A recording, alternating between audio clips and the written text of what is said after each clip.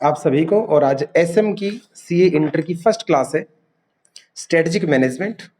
और हम बात भी करेंगे इसके अंदर स्ट्रेटेजिक मैनेजमेंट की बिल्कुल जीरो से स्टार्टिंग से बात करेंगे। एग्जाम में ये 50%, 50 नंबर कम नहीं होते, 50 मार्क्स कवर करेगा। और ये टोटल 8 चैप्टर में डिवाइड है। ये टोटल 8 चैप्टर में डिवाइड है। 2 चैप्टर या 3 चैप्टर तो ऐसे हैं जो बिल्कुल छोटे छोटे से हैं, 20 या 30 मिनट आपका टाइम लेंगे। कुछ चैप्टर थोड़े से लंबे भी हैं। ऑन एवरेज बात करें तो हर चैप्टर जो है वो 6 से 10 नंबर तक की वेटेज रखता है। आज हम फर्स्ट चैप्टर से स्टार्ट करेंगे, इसी सीरीज में चलेंगे और डेली की वीडियो में रिकॉर्ड आपके लिए करता रहूंगा। तो 50 नंबर की मेहनत हम 10 क्लास में पूरी करेंगे। 50 मार्क्स हमें अचीव करने 10 क्लास में, उसमें आप लोगों का भरपूर साथ चाहिएगा। अगर EIS SM में आप गुड स्कोर करते हैं, एग्जामिशन लेते हैं, तो वो बिना SM के कंट्रीब्यूशन के नहीं हो सकता। चलिए सबसे पहले सब्जेक्ट का नाम लिख लेते हैं, strategic management. Strategic management. Management word को मुझे समझाने की जरूरत नहीं, क्योंकि बचपन से पढ़ते आ रहे हैं। वो 4 काम आपको पता होगा, प्लानिंग करना, डायरेक्टिंग करना, ऑर्गेनाइजिंग करना और कंट्रोलिंग करना। ये 4 काम मैनेजमेंट के होते हैं। और मैनेजमेंट की डेफिनेशन, इतना भी पेपर फुद्दू टाइप नहीं आएगा कि आपसे मैनेजमेंट की डेफिनेशन पूछ के मार्क्स दे देंगे। तो ये वर्ड पूछना, ये समझाना यहाँ पे जरूरी नहीं है। हम जितना भी पढ़ेंगे एग्जाम ओरिएंटेड पढ़ेंगे। ये आप प्लीज सारे बच्चे अपने माइंड में रखें कि कम टाइम में ज्यादा एग्जाम में मार्क्स कैसे आ सकते हैं। स्ट्रेटेजिक वर्ड को पकड़ लेते हैं। स्ट्रेटेजिक वर्ड बना है स्ट्रेटेजी से। स्ट्रेटेजिक वर्ड बनाए स्ट्रेटजी से। स्ट्रेटजी पहले वॉर के अंदर यूज होती थी, जहां युद्ध होता था।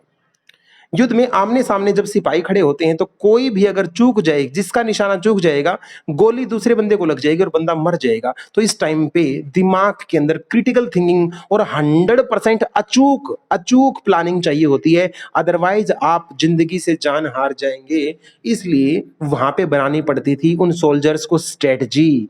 ऐसी स्ट्रेटजी बनानी है ताकि सामने वाले के ऊपर विजय हमें मिले, इसको स्ट्रेटजी बोलते हैं। एक बंदे ने ये स्ट्रेटजी जो वर्ड था, एक बंदे ने बेटा जो स्ट्रेटजी वर्ड था, इस स्ट्रेटजी वर्ड को उठाया और कंपटीशन में, बिजनेस में ले आया। बिजनेस में ले आया। सर बिजनेस में युद्ध थोड़ी ना होता है, बिजनेस में युद्ध तो होता ही नहीं बेटा। उसने कंपटीशन को नाम दे दिया बैटल का। जो कंपटीशन आज के टाइम पे, जो गला काट कट थ्रोट कंपटीशन आप देखते हैं, हर बंदा कस्टमर के लिए लड़ा जा रहा है, मरे जा रहे हैं, ये भी एक युद्ध ही तो है।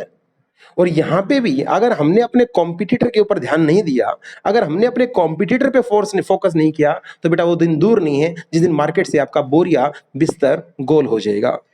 इवन चाणक्य और जो कुछ जो बंदे पोर्टफोलियो के एनालिस्ट हैं, वो ये कहते हैं कि एक सफल कॉम्पिटिटर वही होता है जो अपने घर में जागने से पहले दूसरे के कॉम्पिटिटर की क्या विजन है, क्या मिशन है, क्या उसकी स्ट्रेंथ है, क्या उसकी वीकनेस है, क्या उसकी एरिया है, कौन उसके कस्टमर है, ये सारी जानकारी इस दूसरे बंदे के पास होना चाहिए। तभी आप अपने कॉम्पिटिटर से आगे निकल सकते हैं। मतलब अंधभक्त नहीं बनना, रियलिस्टिक वे में आपको जीना पड़ेगा। तो स्ट्रेटजी वर्ड कहां से आया? वॉर से आया। आजकल कहां यूज होता है? बिजनेस में यूज होता है। ये स्ट्रेटजी की थोड़ी सी हिस्ट्री थी। सबसे पहला क्यू क्वेश्चन, एसएम की डेफिनेशन पेपर में 2 नंबर में आ सकती है। What do you mean by strategic management? ये पेपर में 2 नंबर का आ सकता है कि स्ट्रेटेजिक मैनेजमेंट की डेफिनेशन बताओ। इससे पहले मुझे स्ट्रेटजी के बारे में, सॉरी, एक छोटी सी बात करनी और रहेगी। स्ट्रेटजी 2 टाइप की हो सकती है। स्ट्रेटजी 2 टाइप की होती है। सर 2 टाइप की कौन सी बेटा? एक स्ट्रेटजी होती है प्रोएक्टिव, प्रोएक्टिव, और एक स्ट्रेटजी होती है रिएक्टिव। रिएक्टिव स्ट्रेटजी और प्रोएक्टिव स्ट्रेटजी, ये टेक्निकल वर्ड से बेटा समझने जरूरी है। प्रोएक्टिव का मतलब है बच्चे, जहां फर्स्ट मूवर होते हैं, सबसे पहले आप मूव करते हैं, सबसे पहले आप रिस्क लेते हैं, फर्स्ट मूवर। रिएक्टिव, जब दूसरे काम करते हैं उनका रिएक्शन देख के, उनको देख के आप अपना रिएक्शन जाहिर करते हैं। दूसरों को देख के कदम बढ़ाना, उनके पीछे पीछे चलना, रिएक्टिव स्ट्रेटजी। और सबसे पहले उस फील्ड के अंदर कूद जाना, प्रोएक्टिव स्ट्रेटजी। सर पक्की बात, यहाँ पे रिस्क ज्यादा होगा। मैं कहता हूं रिस्क अगर ज्यादा होगा तो रिवॉर्ड भी तो ज्यादा होगा। यहाँ पे या तो बर्बाद हो जाओगे या आबाद हो जाओगे, क्योंकि फर्स्ट मूवर आप हैं। फर्स्ट मूवर आप हैं, प्रोएक्टिव। अब सवाल क्या है? सर एक्चुअल में जो किसी कंपनी की स्ट्रेटजी होती है, एक्चुअल में जो किसी कंपनी की स्ट्रेटजी होती है, वो पूरी की पूरी प्रोएक्टिव होनी चाहिए, या मतलब हर चीज में पहले वही जाए, या पूरी की पूरी रिएक्टिव होनी चाहिए कि हमेशा दूसरों के पीछे पीछे चले, दूसरों को देख के रिएक्शन दे, या वो स्ट्रेटजी पार्टली पार्टली होनी चाहिए, कुछ चीजें में प्रोएक्टिव और कुछ चीजों में रिएक्टिव। बेटा फटाफट आंसर बताओ, अब तक तुम्हें क्या लग रहा है, पूरी प्रोएक्टिव होना चाहिए, पूरा रिएक्टिव होना चाहिए, या पार्टली पार्टली होना चाहिए? मेरे पास किसी का फोन आ गया था, क्या आप मेरे से जुड़े हुए हैं?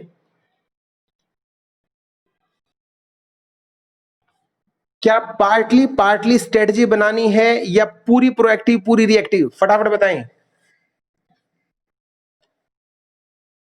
ठीक है सर, एक बात बताओ सर, हमें प्रोएक्टिव कहां होना चाहिए? अब मेरा क्वेश्चन बदल गया बेटा, हमें कहां प्रोएक्टिव होना चाहिए सर, और कहां पे रिएक्टिव होना चाहिए?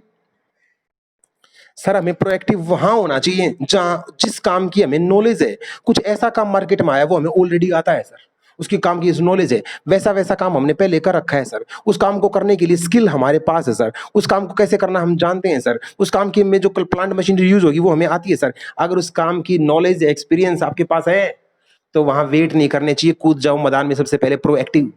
और जिस काम की बेटा आपको नॉलेज ही नहीं है उस काम में रहना चाहिए आपको क्या, रिएक्टिव। तो कंपनी को कहीं होना पड़ता है प्रोएक्टिव और कहीं होना पड़ता है रिएक्टिव। तो मैंने स्ट्रेटजी का कंप्लीट कंप्लीट जो कॉन्सेप्ट आप लोगों को समझा दिया। अब नेक्स्ट जो क्वेश्चन मुझे करवाना है वो जो हमारे सब्जेक्ट का नाम है स्ट्रेटेजिक मैनेजमेंट, इसकी डेफिनेशन दे दो। क्यों? नेक्स्ट क्वेश्चन है डिफाइन, डिफाइन करो व्हाट इज एसएम। अब की बार इसने इकट्ठा पूछा स्ट्रेटेजिक मैनेजमेंट क्या है, तो आप इस टर्म को डिफाइन करेंगे। Strategic management, it is a managerial process. ये एक मैनेजरियल प्रोसेस है, पहली बात तो प्रोसेस है। बिल्कुल सर, इसके अंदर हम क्या करते हैं, इसके अंदर हम डेवलप करते हैं, डेवलप बनाते हैं। क्या सबसे पहले बेटा हम तैयार करेंगे स्ट्रेटेजिक विजन, हमें करना क्या है, विजन तैयार करेंगे सर। फिर उसके बाद बेटे हम विजन तैयार करने के बाद अपना मिशन और ऑब्जेक्टिव तैयार करेंगे, कब तक पूरा कर लेना है, हमारे क्या ऑब्जेक्टिव्स हैं। मिशन ऑब्जेक्टिव तैयार करने के बाद सर फिर अब क्या करना है बेटा, ये तो होगी हवाई बातें, ये तो होगी हवाई बातें। एक सेकंड होल्ड करना। चलो, दूसरे नंबर पे बेटा हमें क्या करना है, अब मिशन और ऑब्जेक्टिव सेट कर लेने हैं।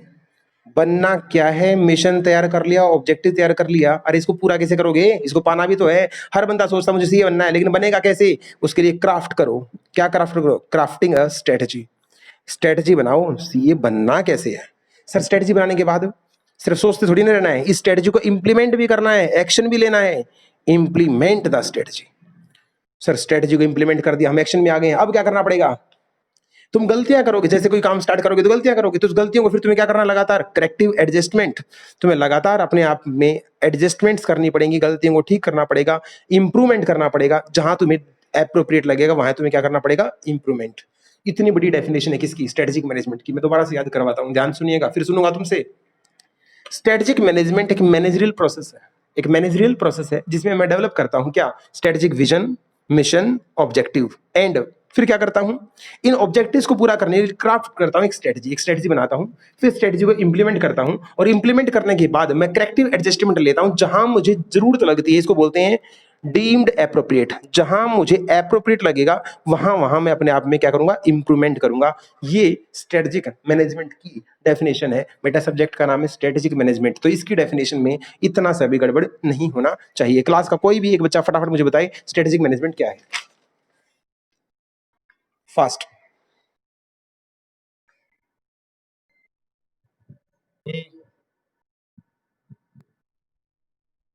हम्म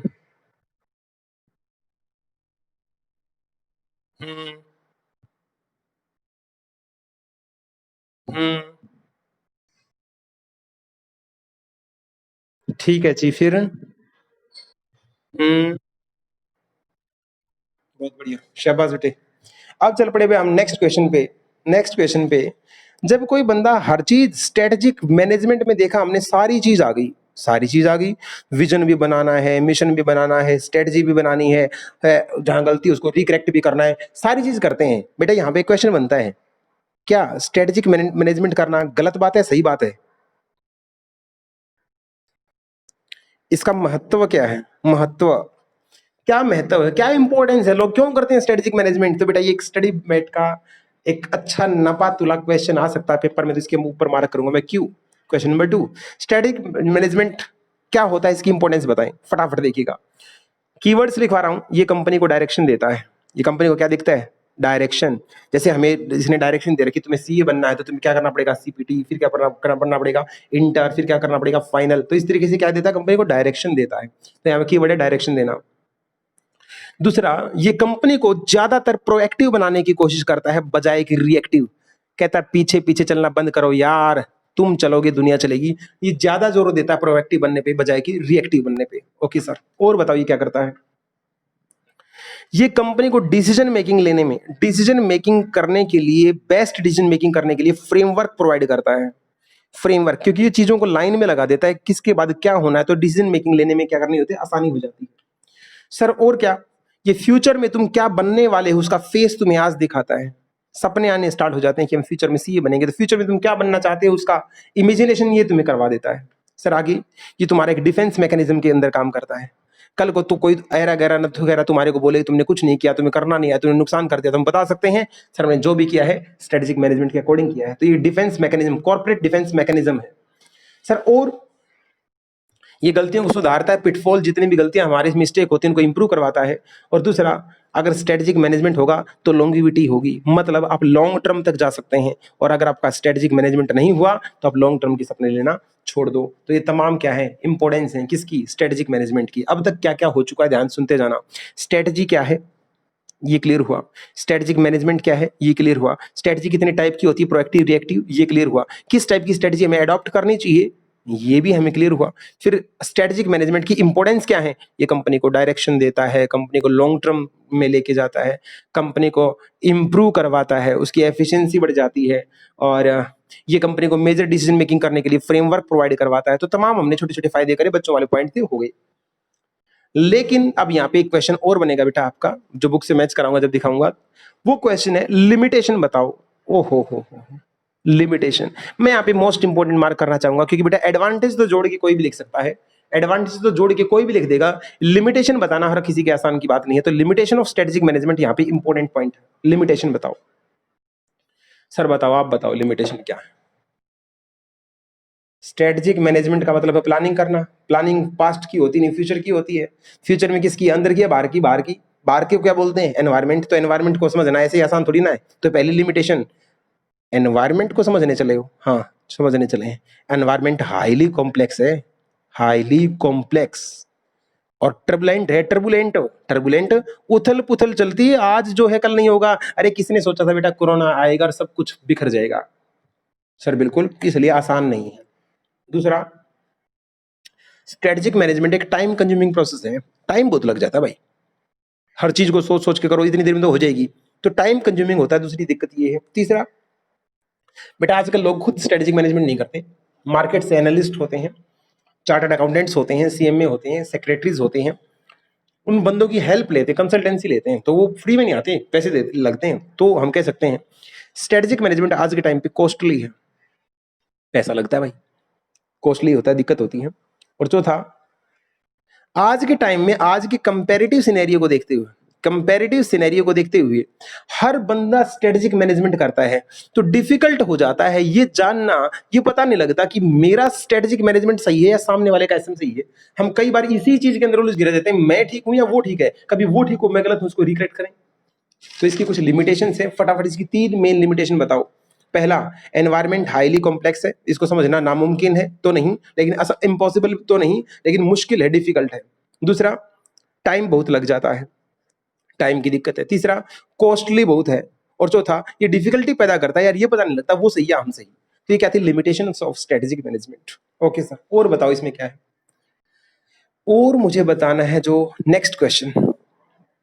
अगर ये नेक्स्ट क्वेश्चन आपने समझ लिया बेटे, अगर ये नेक्स्ट क्वेश्चन आपने समझ लिया तो बधाई हो, चैप्टर ओवर हो जाएगा। पहला चैप्टर इतना ही था, चैप्टर ओवर। इस क्वेश्चन में दम है, इसको समझने का और प्रयास करें मेरे साथ साथ, फिर हम पढ़ेंगे आगे। सर इस क्वेश्चन में ऐसा क्या है, ये बिजनेस के लेवल की बात करता है बेटे, बिजनेस के लेवल की बात करता है, बिजनेस लेवल। बिजनेस, हर बिजनेस के 3 लेवल होते हैं बेटा। कॉर्पोरेट लेवल, ध्यान सुनना बेटा, ये सबसे इंपॉर्टेंट है, कॉर्पोरेट लेवल। दूसरा होता है फिर आपका बिजनेस लेवल, और तीसरा होता है बेटा आपका function level, function level. Sir इसको आप इजी लैंग्वेज में बोल सकते हैं, कैसे? कॉर्पोरेट लेवल को सर आप टॉप लेवल बोल दो, ओके। बिजनेस लेवल को सर आप मीडियम लेवल बोल दो, ओके। और फंक्शनल लेवल को सर आप लोअर लेवल बोल दो। लोकल लैंग्वेज में ऐसे कह सकते हैं, लेकिन स्ट्रेटेजिक मैनेजमेंट में आप नहीं लिखेंगे। एक्स्ट्रा में बता सकते हैं, लेकिन हेडिंग ये मत डालना। टॉप की बजाय बेटा आपको कॉर्पोरेट लेवल ही लिखना पड़ेगा, मीडियम में आपको बिजनेस लेवल ही लिखना पड़ेगा, और फंक्शनल में आपको लोअर लेवल पे आपको फंक्शनल लेवल ही लिखना पड़ेगा। इस चीज का आप ध्यान रखना। हाँ, बात एक ही है। तो बिजनेस 3 लेवल पे होता है, corporate level, business level, function level. Sir यहाँ अलग अलग टाइप के बंदे बैठते हैं क्या? ऐसा तुम्हें पता है बेटा? वो तो पहले भी मैंने सिखा रखा है। टॉप लेवल पे जो बंदे बैठेंगे पूरी कंपनी का, जो सीईओ है, सीएफओ है, इस टाइप के बंदे। मीडियम लेवल पे कंपनी के रीजनल मैनेजर है, जनरल मैनेजर है, एमडी है, एटसेट्रा, इस टाइप के बंदे। लोअर लेवल पे फंक्शन वाले बंदे, सेल्स मैनेजर है, परचेज मैनेजर है, और डिस्ट्रीब्यूशन मैनेजर है, एडवर्टीजमेंट मैनेजर है, अलग अलग काम के अलग अलग मैनेजर। सर इनको थोड़ा सा और डिटेल में बता सकते हो कि ये समझना जरूरी है? बिल्कुल बेटा। टाटा कंपनी का नाम सुन रखा है? हाँ, टाटा, TATA, टाटा कंपनी जो है उसका एक कॉर्पोरेट बोर्ड ऑफ डायरेक्टर है, पूरी कंपनी का बोर्ड ऑफ डायरेक्टर, जिसके अंदर सीईओ, सीएफओ वगैरह बैठते हैं, वो कहलाता है कॉर्पोरेट लेवल। पूरी टाटा कंपनी का लेवल क्या कहलाएगा? Corporate level. जब ये बोर्ड ऑफ डायरेक्टर बैठता है तो ये सिर्फ एक ब्रांच के बारे में नहीं सोचता, पूरी टाटा के बारे में सोचता है। सर फिर टाटा की बेटा ब्रांचेज हैं कुछ, टाटा मोटर अलग है, टाटा साल्ट, टाटा सॉल्ट अलग है। Sir TCS, Tata consultancy company अलग है।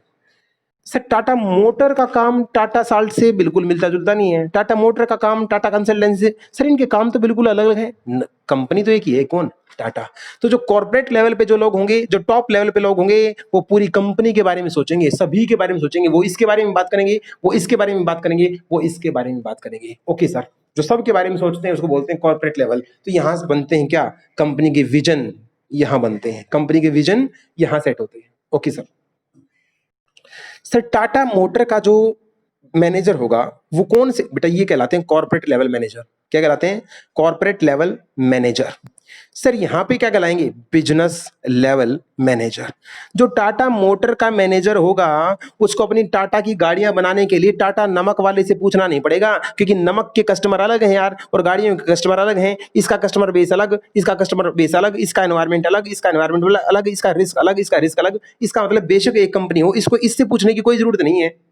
तो ये अपने बिजनेस की सोचेगा, ये सिर्फ अपने बिजनेस की सोचेगा, ये अपने बिजनेस की सोचेगा। बधाई हो। टाटा मोटर वाला इनसे पूछ के बात नहीं करेगा, अपना अलग सोचेगा। सर क्या ये इससे भी अलग है? इससे अलग नहीं है, ये इसका एक पार्ट है। इसका क्या है? एक part. Corporate level, business level. इस बिजनेस लेवल को टेक्निकली हमारे एसएम में SBU बोलते हैं। SBU, स्ट्रेटेजिक बिजनेस यूनिट, जो अपनी स्ट्रेटजी अलग बनाएगी। स्ट्रेटेजिक बिजनेस यूनिट जो इंडिपेंडेंट रह के काम करेगी, इनसे इंडिपेंडेंट रह के काम करेगी, इसके तो अंडर में ही आएगी। Okay sir. सर इस टाटा मोटर पे जो मैनेजर है उसको बोलते हैं बिजनेस लेवल मैनेजर। अब इस टाटा मोटर के अंदर सेल मैनेजर है। अच्छा सर, एक परचेज मैनेजर है, एक एडवर्टीजमेंट मैनेजर है। सर अब ये क्या कहलाएंगे? सेल एक फंक्शन है, परचेज एक फंक्शन है, एडवर्टीजमेंट एक फंक्शन है, फंक्शन वाइज मैनेजर इनको बोला जाता है बेटा फंक्शनल मैनेजर। क्या बोलते हैं इनको?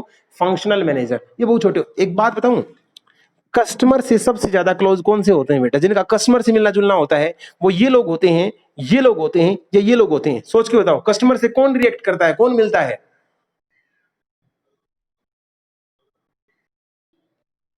छोटे लेवल के मैनेजर मिलते हैं। तो मैं आपसे एक बात पूछना चाहूंगा, जब कंपनी में बेटा विजन बनाए जाते हैं, या कंपनी में बड़े लेवल की जब स्ट्रेटजी बनाई जाती है, जब ये बड़े बड़े लोग मीटिंग बनाते हैं, क्या इनको छोटे sale manager, purchase manager, advertisement manager, complaint manager, इन लोगों को साथ बिठाना चाहिए या नहीं बिठाना चाहिए? एक जबरदस्त केस स्टडी पूछ रहा हूं। क्या बड़े लेवल के, टॉप लेवल के मैनेजर्स को जब वो स्ट्रेटजीज बनाई, क्या इन लोगों को अपने साथ बिठा के काम करना चाहिए? Yes, because they are closer to customer. अब इस लाइन को याद कर लो, because they are closer to customer. ये कस्टमर के सबसे नजदीक होते हैं, ये जानते हैं कस्टमर क्या फील करता है, ये जानते हैं कस्टमर की क्या कंप्लेंट है। इसलिए हम कह सकते हैं कि ये भी कंपनी के अंदर एक अहम रोल अदा करते हैं। अब जिससे पूछूं वही बताए। गरिमा मिगलानी, फटाफट बताओ बेटा, कितने लेवल में बिजनेस डिवाइड है? हमारा जो कंपनी है वो कितने लेवल पे काम कर रही है? बताओ बेटा फटाफट। हम्म, बिजनेस लेवल, और ये हो गया बेटा आपका फंक्शनल लेवल। कॉर्पोरेट लेवल पे जो बंदे बैठते हैं वो, जैसे मान लो मैंने टाटा का एग्जांपल लिया था, वो किसी एक टाटा मोटर के बारे में सोचेंगे या पूरी टाटा के बारे में सोचेंगे? पूरी टाटा के बारे में सोचेंगे, जैसे सीईओ है, सीएफओ है, एमडी है, इस टाइप के बंदे यहाँ पे रहेंगे। ये है कॉर्पोरेट लेवल मैनेजर। बताइए कंपनी का विजन यहाँ तैयार होता है, यहाँ तैयार होता है या यहाँ तैयार होता है? विजन कहाँ तैयार होता है?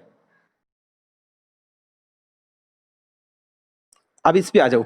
Business level manager, business level manager में दो हो गए भाई, टाटा मोटर अलग है और टाटा कंसल्टेंसी टाटा नमक अलग है। क्या टाटा मोटर इससे पूछ के काम करेगी? ये अपना बिजनेस अलग देखेगी, ये भी अपना बिजनेस अलग देखेगी। इनको टेक्निकली एक नाम दिया गया था, बताओ क्या? इनको एक नाम दिया गया था, बताओ क्या? Strategic business unit. अब इस टाटा मोटर के अंदर कुछ फंक्शन है, उन फंक्शंस के अलग अलग मैनेजर होते हैं, जैसे फटाफट बताओ।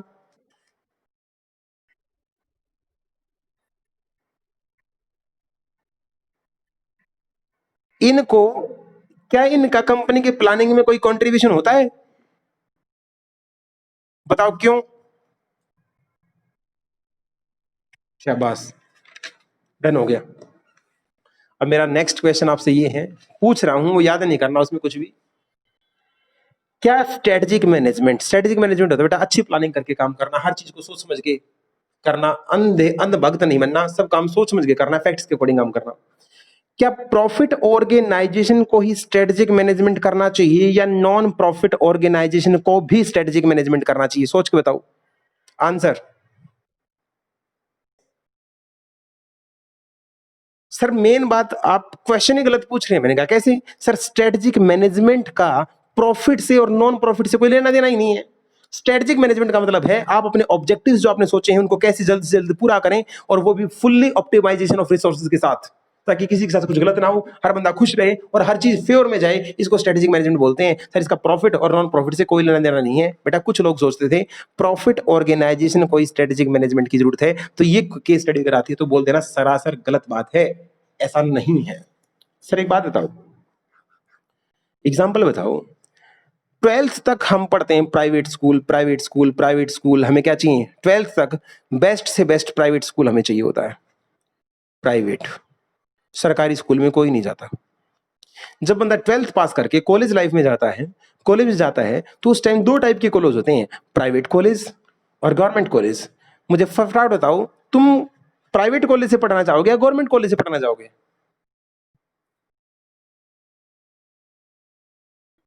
तुम क्या, इस हिंदुस्तान का हर बच्चा चाहता है प्राइवेट कॉलेज को कोई नहीं पूछता, उसकी डिग्री की कोई वैलिडिटी नहीं होती, उसके अंदर कोई किसी उसमें घपले ज्यादा होते हैं। हर बंदा गवर्नमेंट कॉलेज में भागता है, टॉप कॉलेज के अंदर गवर्नमेंट कॉलेज का नाम आते हैं, एडमिशन तक नहीं हो पाता। सर ऐसा क्या कारण है? दो बातें बताओ। ट्वेल्थ तक लोग यहाँ जाते ही नहीं, ट्वेल्थ के बाद यहाँ भीड़ लग जाती है, जबकि यहाँ भी एजुकेशन है, यहाँ भी एजुकेशन है। फर्क किस चीज का है बेटे? फटाफट बताओ किस चीज का फर्क है?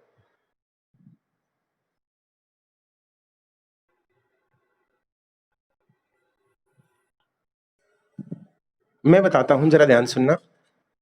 ये क्वेश्चन ऐसे हैं बेटा जो पेपर में लिखने के लायक नहीं है। अब हमारा चैप्टर तो खत्म हो चुका, हम तो जर्नल डिस्कस कर रहे हैं बेटे, क्योंकि जीडी के अंदर, इंटरव्यू के अंदर इस टाइप की बातें पूछी जाती हैं। सर ट्वेल्थ बेटा सरकारी स्कूल के अंदर, आज की अगर मैं बात करूं, आज आपका बच्चा अगर सरकारी स्कूल में नाम लिखवाता है, तो उसका नाम लिखने की जो एडमिशन फीस है वो फीस नहीं लगती बेटे, एडमिशन फीस माफ। सर उसकी जो ट्यूशन फीस है बेटा, ट्यूशन फीस नहीं भरनी आपको, वो भी क्या है? माफ।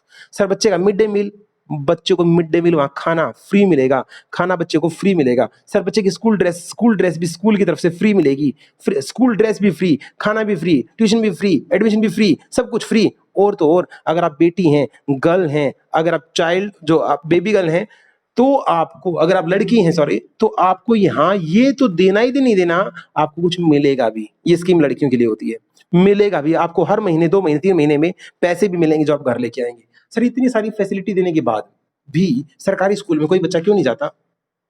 स्कूल होते हैं किसके लिए? एजुकेशन के लिए। खाना खिचड़ी दलिया फ्री दे रहे हैं, लेकिन ये मैं कहता हूं सरकारी स्कूल ये सारा काम काट दें और पढ़ाई दे दें, और पढ़ाई सर्वोच्च किस्म की दे दें, चाहे थोड़ी सी फीस भी क्यों ना रख लें। सारा भीड़ जो शिफ्ट हो गई प्राइवेट से कहाँ आ जाएगी? सरकारी में आ जाएगी। फर्क किस चीज का है? सभी अभी तक ट्वेल्थ तक स्टैंडर्ड में सरकारी स्कूलों में क्या नहीं है बेटे? क्या नहीं है? बोलो। स्ट्रेटेजिक मैनेजमेंट नहीं है। दूसरा एग्जाम्पल लेते हैं जो हमारी बुक में दे रखा है। एक गवर्नमेंट हॉस्पिटल होते हैं बेटे, और एक प्राइवेट हॉस्पिटल होते हैं। गवर्नमेंट हॉस्पिटल और प्राइवेट हॉस्पिटल। जैसे ही जिसके पास थोड़ा सा, मैं कहूंगा मिडिल क्लास की बात, जो बिल्कुल गरीब नहीं है, जिसके पास थोड़े से भी पैसे हैं, वो जैसे ही उसका कोई बंदा बीमार होता है तो वो गवर्नमेंट हॉस्पिटल की तरफ भागता है या प्राइवेट में जाके इलाज कराता है। सही ईमानदारी से आंसर देना बेटे, कहां जाता है वो? प्राइवेट में। कारण बताता हूँ इसका क्या है। जाते ही सर डॉक्टर मिलेगा, जाते ही अलग से रूम मिल जाएगा, जाते ही सर केयर हो जाएगी, जाते ही हमसे पर्सनल बात करेगा डॉक्टर, भीड़ नहीं होगी, बीमारी नहीं होगी, सफाई ज्यादा होगी, एटसेट्रा। स्ट्रेटेजिक मैनेजमेंट है जी। सर गवर्नमेंट हॉस्पिटल पीजीआई ले लो भाई, जाते ही सर बदबू सड़ान तो मारती मिलेगी, तो एक बेड पे दो हो सकता है लेटे मिल जाएं, फिर हो सकता है डॉक्टर राउंड पे ना आए, फिर हो सकता है डॉक्टर हड़ताल कर दी, फिर 4 दिन तक पीजीआई को खोला ही ना गया, तो यहाँ पे धक्के ज्यादा हैं। तो स्ट्रेटेजिक मैनेजमेंट यहाँ नहीं है, यहाँ स्ट्रेटेजिक मैनेजमेंट है, इसलिए अच्छा कमा खा रहे हैं। सर एक बात बताओ, ऐसे क्या सारे गवर्नमेंट हॉस्पिटल बेकार हैं? जी नहीं। एम्स है, नंबर भी नहीं पड़ता बेटा लोगों का, यहाँ लोग लाइन में लगे रहते हैं और नंबर नहीं पड़ता, वहां पे क्या है, स्ट्रेटेजिक मैनेजमेंट फॉलो कर रखा है। It means we can say, हम कह सकते हैं क्लियरली, ये साबित हो चुका है, चाहे प्रॉफिट ऑर्गेनाइजेशन हो और चाहे नॉन प्रॉफिट ऑर्गेनाइजेशन हो, जो करेगा एसएम को फॉलो वही करेगा, निकलेगा आगे, और जो नहीं करेगा वो रह जाएगा पीछे। फर्स्ट चैप्टर कंप्लीट हो गया। कहो तो मैं बुक से मैच करा दूं फटाफट बेटे एक बार? हाँ जी, चलिए इसको फटाफट एक बार बुक से मैच कर लेते हैं, फिर हम सेकंड चैप्टर करेंगे बेटा। आज सेकंड चैप्टर का शुभारंभ करेंगे, नहीं तो फिर बात बन नहीं पाएगी। जल्दी जल्दी अंडरलाइन करना, अंडरलाइन जल्दी जल्दी करना। मेरे पास पुरानी बुक है, कुछ चेंज हो तो बता देना। स्ट्रेटजी, स्ट्रेटजी वर्ड में क्या क्या पढ़ना है? एटिपिकल से उठा के ऑब्जेक्टिव तक ब्रैकेट क्लोज कर देना। वॉर में यूज हुई थी सारी बातें जो मैंने रजिस्टर पे सिखाई। उसके बाद कल भी बताया था स्ट्रेटजी हमें लॉन्ग टर्म में लेके जाती है। फिर स्ट्रेटजी की एक डेफिनेशन मैंने बताई थी, क्या? Strategy unified comprehensive integrated plan होता है। ये कल की क्लास में था, इसलिए मैंने इसको रिवाइज नहीं कराया था। विलियम एफ ग्लिब का, सर आपने तो वीडियो में बोला ये फर्स्ट क्लास है बेटे, हमारी कल एक 5 मिनट की क्लास और हुई थी जो बिगड़ गई थी किसी बच्चे के कारण। ए यूनिफाइड कॉम्प्रिहेंसिव और इंटीग्रेटेड प्लान इसलिए डिजाइन किया जाता है ताकि हम अपने बेसिक ऑब्जेक्टिव को पूरा कर सकें। स्ट्रेटजी की डेफिनेशन थी। ओके सर, अब यहाँ पे एक बात बतानी रहेगी, जो ये पैराग्राफ है ना बेटा, ये दोनों पैराग्राफ इन पे इंपोर्टेंट मार्क कर लो। ऊपर का पैराग्राफ आपका होमवर्क है और नीचे का ये पैराग्राफ मैंने पढ़ाना है आपको। मैं आपसे क्वेश्चन पूछूंगा और फिर पढ़ाना नहीं पड़ेगा। क्या स्ट्रेटजी जबरदस्त बना दी, साउंड जबरदस्त बना दी, क्या सिर्फ स्ट्रेटजी बनाने से किसी बिजनेस को सक्सेस मिल सकती है? सोच के बताओ बेटे, क्या सिर्फ स्ट्रेटजी बनाने से ही बात बन जाती है? अरे स्ट्रेटजी तुम भी ऐसी ऐसी बना दो भाई साहब, धरती हिल जाए, ऐसी स्ट्रेटजी बना सकते हैं हमारे बच्चे। लेकिन सर साउंड स्ट्रेटजी का जितना होना जरूरी है उतना ही उसका इंप्लीमेंट होना भी तो जरूरी है। तो हम कह सकते हैं सिर्फ स्ट्रेटजी बनाने से काम नहीं चलेगा। कभी कोई बंदा सोचे स्ट्रेटजी बना ली, अब मैनेजमेंट की जरूरत नहीं है, तो भूल जाइएगा, एक स्ट्रॉन्ग मैनेजमेंट तो चाहिए स्ट्रेटजी के साथ साथ। तो ये बात आपको लिख के आनी है, स्ट्रेटजी कोई सब्स्टिट्यूट नहीं है साउंड मैनेजमेंट का, कि आपने स्ट्रेटजी बना दी और आपका काम हो जाएगा। Strategy can never be perfect, कभी भी स्ट्रेटजी परफेक्ट नहीं होती, फ्लॉलेस, उसके अंदर कमियां होती हैं, सॉरी ऑप्टिमल। जिसने कहा कभी भी आपकी स्ट्रेटजी ऐसी नहीं होगी कि वो 100% सही मिलेगी, उसमें कोई भी कमी ना हो और वो ऑप्टिमम हो, ऐसा कभी नहीं होगा। हर चीज के अंदर क्या होती है, गुंजाइश होती है, उसके अंदर चेंज करना पड़ता है, उसको फ्लेक्सिबल आपको बनाना पड़ता है। उसके बाद नीचे आए सीधा, स्ट्रेटजी पार्टली प्रोएक्टिव होती है और पार्टली रिएक्टिव होती है। ये मैंने अच्छे से समझाया, प्रोएक्टिव कहाँ होती है, रिएक्टिव कहाँ होती है। सर ये तो बहुत सारा दे रखा है, इसीलिए तो मैं आपके साथ साथ हूँ। ज्यादा ना पड़ गए, इस पूरे टॉपिक पे कट लगाना यहाँ से यहाँ तक और सीधा चार्ट पे आना। कहाँ हो गए, यहाँ। सर ये गोल चक्कर में लिख रखा है कंपनी का experience, know how, resources, strength, weakness. Sir company इन चीजों के आधार पर देखती है मुझे क्या, मुझे न्यू इनिशिएटिव सबसे पहले जाना है या मुझे रिएक्शन देने हैं। रिएक्शन का मतलब रिएक्टिव स्ट्रेटजी, और सबसे पहले इनिशिएटिव का मतलब प्रोएक्टिव स्ट्रेटजी। मुझे कहाँ प्रोएक्टिव जाना है और कहाँ रिएक्टिव जाना है, ये इन चीजों पर डिपेंड करता है। आपको काम आता है नहीं आता, आपकी स्ट्रेंथ है नहीं, आपके पास रिसोर्सेज हैं या नहीं है, एटसेट्रा एटसेट्रा। इन चीजों पर डिसाइड होके जो एक्चुअल स्ट्रेटजी बनती है वो इन दोनों का मिश्रण है, वो इन दोनों का मिश्रण है। यही मैंने समझाया था, जो हमारी स्ट्रेटजी बनेगी वो दोनों से मिश्रित, पार्टली प्रोएक्टिव और partly reactive. Okay sir. Sir ये क्या आ गया, स्ट्रेटेजिक मैनेजमेंट, यहां से कुछ नहीं पढ़ना।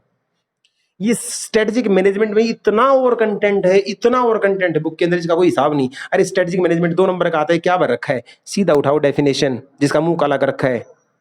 ब्रैकेट में डाल लो। स्ट्रेटेजिक मैनेजमेंट एक मैनेजरियल प्रोसेस है। पहले बनाते हैं विजन, ऑब्जेक्टिव सेट करते हैं, स्ट्रेटजी क्राफ्ट करते हैं, इंप्लीमेंट करते हैं, मॉनिटर करते हैं, खत्म। खत्म जी खत्म। ये हो गया हमारा क्यू। क्या स्ट्रेटेजिक मैनेजमेंट क्या होता है। फिर आना बेटा इंपॉर्टेंस पे। इंपॉर्टेंस कहां से सीधी, द मेजर बेनिफिट पे ब्रैकेट लगाओ।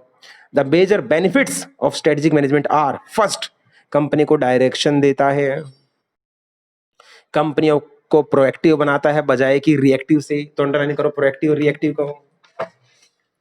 तीसरा, ये कंपनी को सारे डिसीजन लेने में मदद करता है। It provide the framework, underline कर लो फ्रेमवर्क को। ये कंपनी को फ्यूचर में तुम क्या बनने वाले उसको फेस करना सिखाता है। ये कंपनी को एक डिफेंस मैकेनिज्म देता है। ये लॉन्गिविटी कंपनी को लॉन्ग टर्म में लेके जाता है, बस बाकी नहीं। सर ये क्या आ गई, लिमिटेशंस जो मैंने करवाई थी। 3 लिमिटेशन थी, याद हो। एनवायरनमेंट को समझना हाईली कॉम्प्लेक्स और टर्बुलेंट है, जैसे कोरोना। स्ट्रेटेजिक मैनेजमेंट एक टाइम कंज्यूमिंग प्रोसेस होती है। और तीसरा, स्ट्रेटेजिक मैनेजमेंट कॉस्टली भी तो होता है, जिसकी कंसल्टेंसी लेंगे पैसे लेके जाएगा। सर ये क्या आ गया, 3 लेवल किसके, बिजनेस के। Corporate level, business level, function level. ये सबसे बड़ा टॉप, ये उससे छोटा मीडियम, ये सबसे छोटा लोअर। सर हेड ऑफिस पे लिख सकते हैं क्या, टाटा।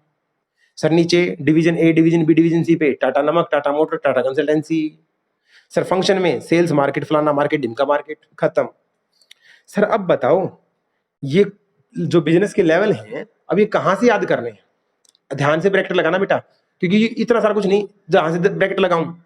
सबसे पहले यहाँ हेडिंग डालो कॉर्पोरेट लेवल। हेडिंग डाला नहीं हुआ बेटे, कॉर्पोरेट लेवल हेडिंग डालो, और द कॉर्पोरेट लेवल पे से स्टार्ट करो। Corporate level management consist of, यहाँ कौन कौन होते हैं, सीईओ होता है, सीएफओ होता है, बोर्ड ऑफ डायरेक्टर होते हैं, स्टाफ एटसेट्रा होते हैं। सर ये क्या बनाते हैं, कंपनी के बारे में जो बड़े डिसीजन, स्ट्रेटेजिक डिसीजन जो लेने हैं, वो सारे यहीं लिए जाते हैं। विजन यहीं बनाए जाते हैं, रोल यहीं डिसाइड किए जाते हैं, गोल यहीं डिसाइड किए जाते हैं, सब कुछ यहीं होता है, खत्म। एग्जाम्पल वे एग्जाम्पल नहीं पढ़ना।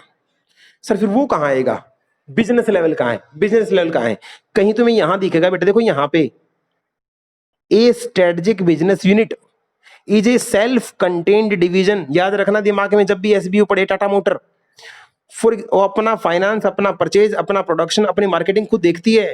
वो एक पर्टिकुलर मार्केट में काम करती है, उसका अपना अलग से मैनेजर होता है, उसका अपना अलग से डिवीजन होता है, उसके अपने अलग से मिशन होते हैं, अलग से ऑब्जेक्टिव होते हैं। लेकिन लेकिन लेकिन सर, विजन अलग नहीं हो सकता, मिशन अलग हो सकता है, लेकिन विजन तो एक ही है। क्या, टाटा को ऊपर लेके जाना है, विजन तो एक ही रहेगा। तो ये था बिजनेस लेवल। और तीसरा बेटा functional level.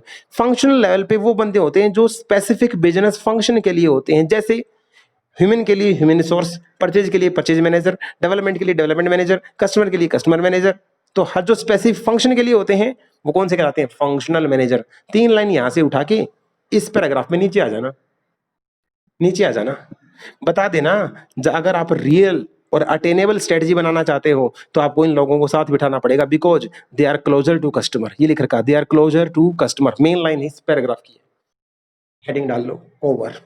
Next, strategic management क्या, गवर्नमेंट, नॉट प्रॉफिट और प्रॉफिट ऑर्गेनाइजेशन सबके लिए जरूरी होता है। ये लिख दिया मैंने, एग्जाम में कवर नहीं है, जर्नल डिस्कस है जो मैंने पढ़ाया था तुम्हें। अब एजुकेशनल में 12वीं से पहले की बात और 12वीं के बाद की बात, मेडिकल में सरकारी अस्पताल की बात और प्राइवेट अस्पताल की बात। ये ऐसा करके यहाँ समरी और क्वेश्चन आ गए, खत्म खत्म।